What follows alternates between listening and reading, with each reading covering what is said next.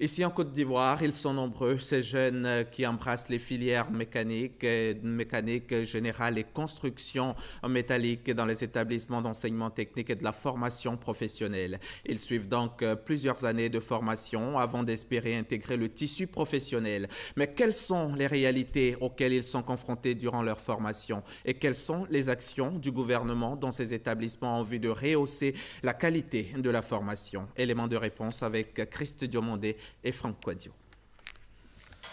Des bruits caractéristiques de charpente et de métaux.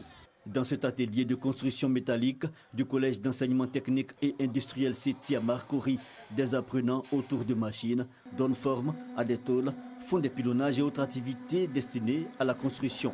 Parmi ces apprenants, Niamien, cette jeune fille, est à sa 3e année de formation. Ici, nous faisons la chaudronnerie, les charpentes métalliques, les chenaux et autres.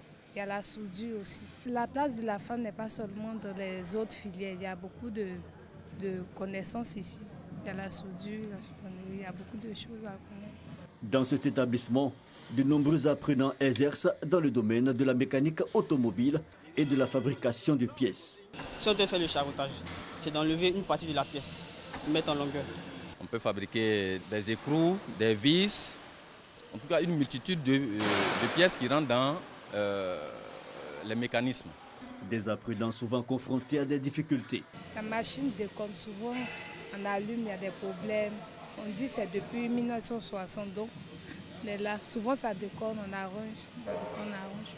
Presque toutes les machines ici sont en panne. Donc il nous reste seulement que 2 tours qui sont fonctionnels et 2 fraiseuses qui marchent. Au départ, les élèves étaient en nombre réduit et les machines étaient toutes fonctionnelles. Mais il arrive que maintenant, on a plus d'élèves alors qu'on n'a plus de machines. Un message entendu par le projet Emploi Jeunes et Développement des compétences à PGDEC.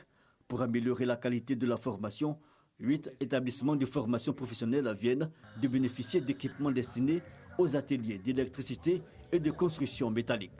Pour que la formation soit de qualité, ça veut dire qu'il faut qu'on ait des enseignants bien formés, mais aussi des équipements pour donner un certain niveau, on va dire, de qualité à la formation professionnelle pour être sûr, in fine, qu'à leur sortie, ces jeunes-là pourront répondre aux besoins de l'économie.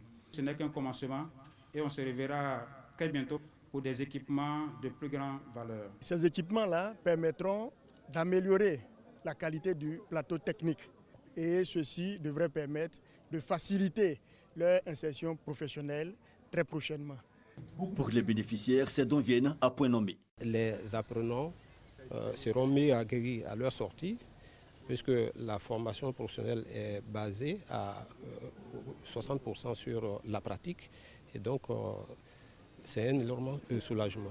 Le PGDEC entend multiplier d'autres actions dans le domaine de l'enseignement technique et de la formation professionnelle.